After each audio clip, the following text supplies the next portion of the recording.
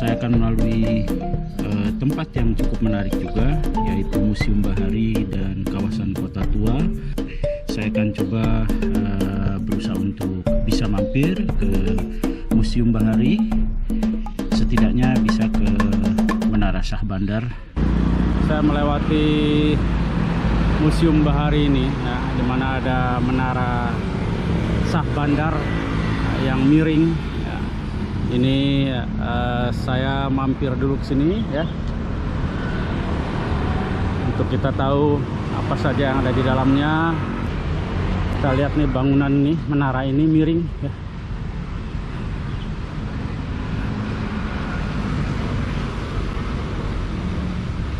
Bagian menara ini bisa kita lihat miring,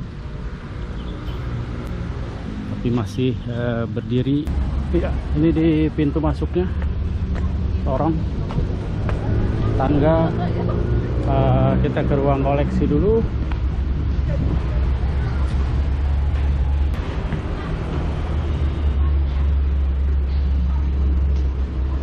Nah, ini ruang koleksinya.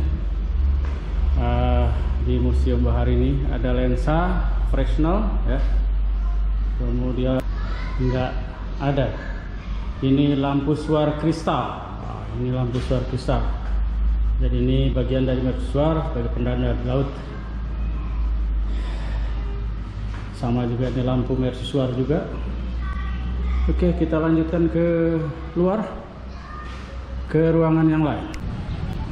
Oke, ada tugu peringatan Jakarta Raya 15/27/1977 ditandatangani oleh Gubernur Khusus Ibu Kota Jakarta, Letnan Jenderal Ali Sadikin. Tugu ini tegak di sini pada peringatan Jakarta 450 tahun, dipersembahkan kepada mereka yang pada masa lalu pernah menyusun batu-batu bagi landasan pembangunan hari ini. Oke teman-teman, saya akan ke ruang titik nol, tanda titik nol Jakarta ya. Ini ada ruangannya khusus titik nol Batavia ya. Jadi belum titik nol Jakarta. Nah, ini ruangannya ya, kita lihat titik nol Batavia. Oke, daripada 2 tingkat bangunan ini ya. Saya masuk sini. Ini ruang, masih tetap ruang koleksi ya. Apa yang koleksi di sini? Ini adalah satu tanda titik nol Batavia yang ditulis dalam bahasa dan tulisan Chinese, yang artinya adalah garis bujur nol Batavia, asal garis bujur berdasarkan kantor jawatan survei. Oke, jadi ini titik nol Batavia. Ini merupakan prasasti Tionghoa. Baik teman-teman, ini saya berdiri di satu prasasti bertuliskan tulisan Chinese ya. Ini prasasti China, yang dimana kalau diartikan adalah titik nol Batavia ya. Ini adalah garis bujur nol Batavia ya. Asal garis bujur berdasarkan kantor jawatan survei. Nah, titik nol suatu kota biasanya sangat berhubungan dengan sejarah. Dan di sini ini juga adalah bagian dari sejarah Batavia, yang dimana di sini ada beberapa titik nolnya. Sekali lagi, titik nol suatu kota itu biasanya merupakan titik pusat dimulainya kota tersebut. Kita akan lihat di perjalanan saya berikutnya, kita akan kunjungi titik-titik nol yang ada di kota tersebut dan yang berhubungan dengan sejarahnya. saya akan naik ke ruang menara Shah Bandar yang miring ini ya. Lumayan tinggi. Oke. Dan ini koleksi di ruangan klien juga. Ada tambang batu duga. Oke.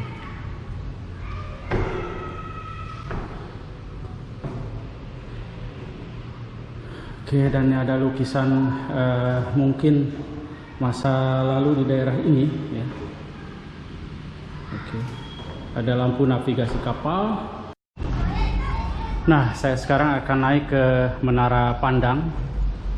Ini cukup lumayan, kita harus naik tangga di sini ya. Ke atas sana. Mari kita coba naik. Ini gedung ini miring ya. Jadi ini ke arah sana adalah miring.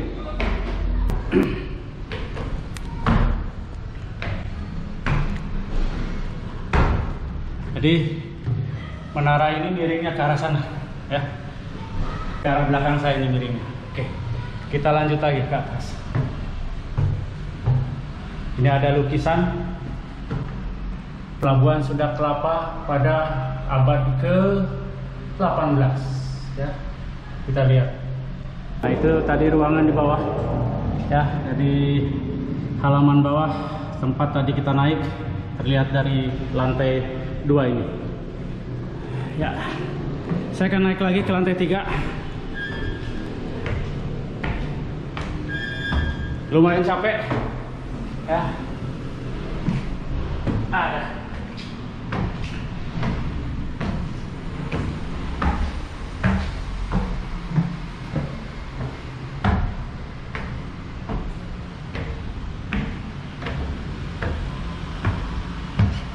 ya, ini di lantai 3 ya, kita berada di lantai 3.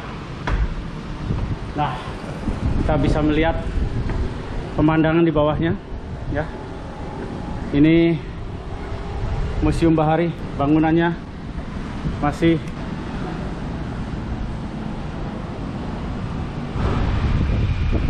saya di atas, tapi di sini tidak boleh katanya. Tidak boleh naik, sedang dalam maintenance. Di sini ada satu foto lama. Ini petugas Menara Shah Bandar sedang memantau aktivitas di Pelabuhan Sunda Kelapa sekitar akhir tahun 1920. Ya, oke. Ini petugasnya pakai sarung. Baik. Ini ruangan paling atas. Ya, kita terasa ruangan ini miring ya, ke arah saya jalan. Nah, ini miring ke arah saya jalan. Jadi titik kemiringannya di sini. Saya bisa melihat itu kawasan Jakarta ya. Oke. Ke arah kota. Dan itu terlihat adalah jalan tol. Pemandangan dari sini ya. Dari Menara Shah Bandar ini itu terlihat ada 2 menara masjid. Itu adalah masjid yang baru saya tinggalkan tadi, yaitu Masjid Luar Batang. Dan inilah dari sinilah sejak dulu itu diawasi ya sebagai Menara Shah Bandar. Kita akan turun sekarang ke lantai dasar lagi untuk saya kembali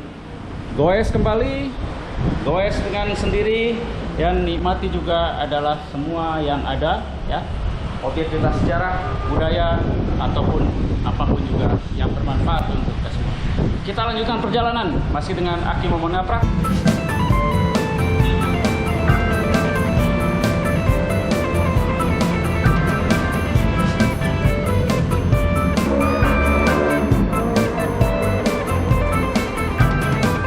Oke teman-teman, saya sekarang meninggalkan dari Menara Shah Bandar dan menuju ke arah timur. Kita lihat di depan itu adalah Kota Tua ya, itu adalah kawasan Kota Tua, sepi.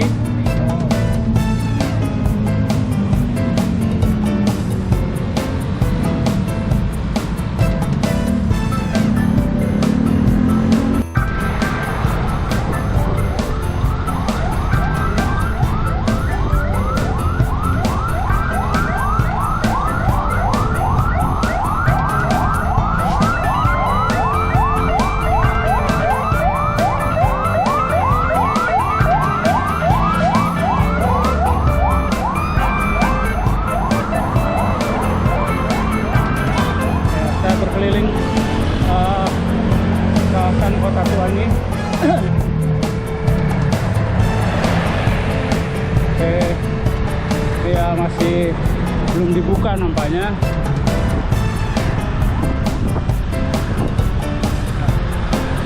Ya, oh itu sepertinya memang belum dibuka. Kita lihat dari sini sambil istirahat.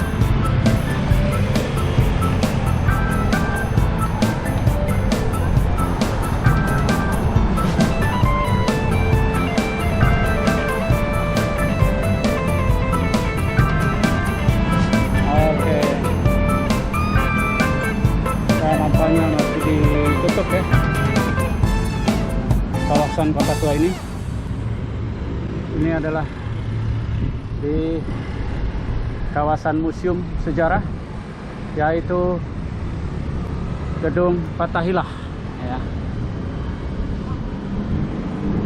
Jadi saya hanya bisa lihat dari luarnya saja karena kondisinya ditutup. Next time lah kita akan ngaprak ke daerah sini ya. Ya, sayang sekali ditutup.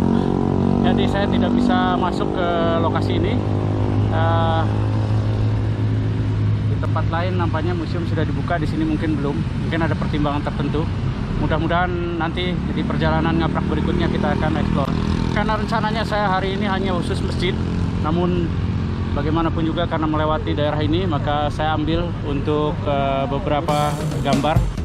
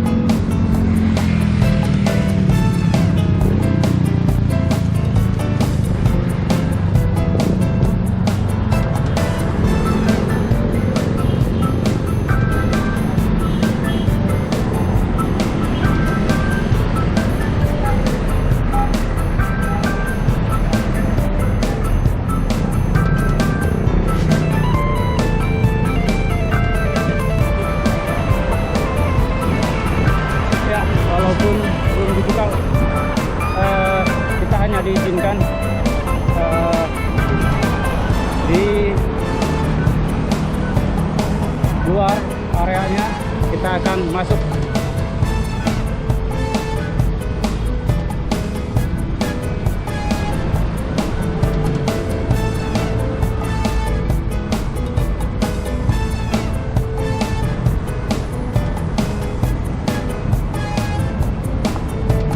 Nggak boleh pakai sepeda Pak ya?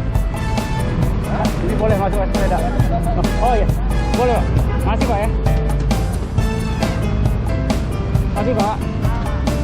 Bismillah.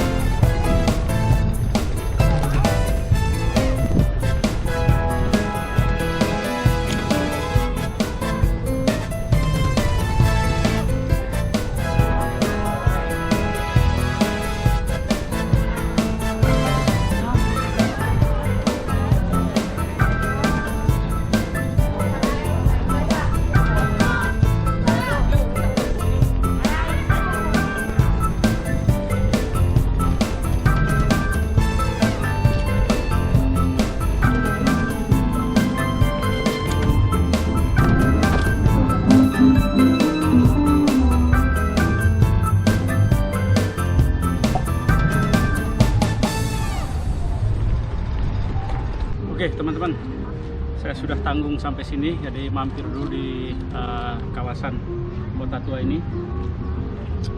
Dan dan sejenak sambil istirahat.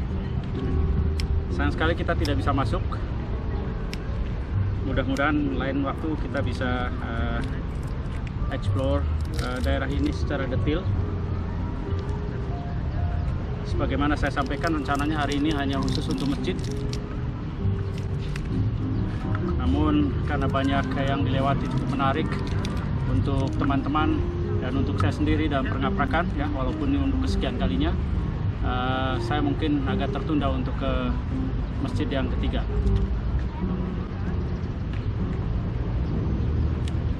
Haus. Oke, saya akan coba keliling di sekitar sini. Saya ingin mendapatkan hari ini satu target lagi. Mudah-mudahan tercapai. Ya teman-teman, saya sudah sampai di Jalan Hayam Wuruk. Ini di sini ada sebetulnya sebuah masjid juga. Tadinya saya mau mampir, tapi nampaknya sudah tutup ya, karena sempat di sini juga ada serombongan jemaah yang kena COVID ya. Sebenarnya masjid ini sudah dimasukkan cagar budaya juga ya. Jadi hanya sayang sekali apa yang ditulis ini sudah tidak terbaca. Jadi gedung ini dilindungi oleh Undang-Undang Monumen ya. Dan ini ditetapkan sejak tanggal 10 Januari 1972 ya. Sayang sekali ini sekarang ini tutup untuk masjidnya. Kita lihat ya, tidak terlalu besar masjidnya. Di dalamnya ada makam. Ya, Masjid Kebon Jeruk ini nyempil ya di antara gedung-gedung modern dan pemukiman yang ada di Jalan Kebon Jeruk. Jadi ini jalan rayanya ada Jalan Raya Hayam Wuruk. Ya, di seberangnya sana ada Jalan Gajah Mada. Ini saya akan melanjutkan ke arah Monas ya, ke arah sana. Oke, kita lanjutkan perjalanan.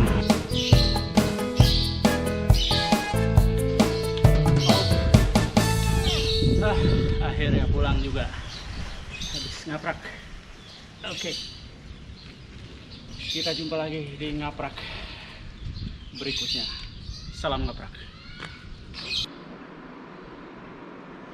Oke teman-teman, akhirnya saya mengakhiri perjalanan ngaprak goes sepeda seorang diri ini menuju Masjid Tua, berakhir di Masjid Kebon Jeruk yang memang tidak bisa masuk ke masjid tersebut karena masjid yang terletak di Jalan Hayam Wuruk ini ditutup, dan saya pun mengurungkan untuk ke masjid-masjid yang lainnya karena dalam masa pandemi ini banyak sekali masjid-masjid yang tutup.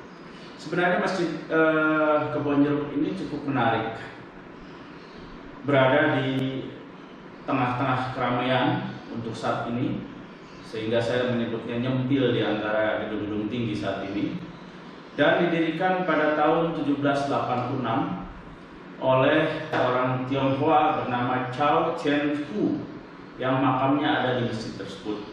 Jadi masjid tersebut didirikan oleh kaum muslimin peranakan Tionghoa yang tersebar di daerah Glodok, kemudian membutuhkan satu tempat beribadah. Mereka mendirikan masjid tersebut dengan fasilitas dari antara mereka dari yang memiliki tanah sebagai orang yang kaya.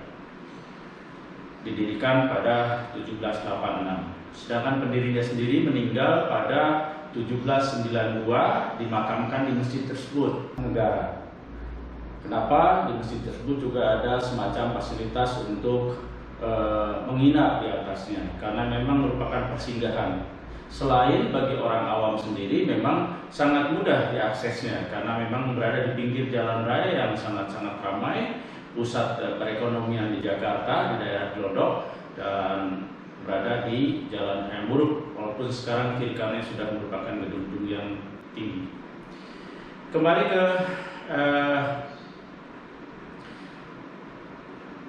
Masjid Jami Tambora, didirikan oleh masyarakat Tambora Masjid Tambora sendiri juga tidak lepas dari perjuangan fisik tahun 1945. Di situ merupakan tempat berkumpulnya juga para pejuang di masa-masa kemerdekaan.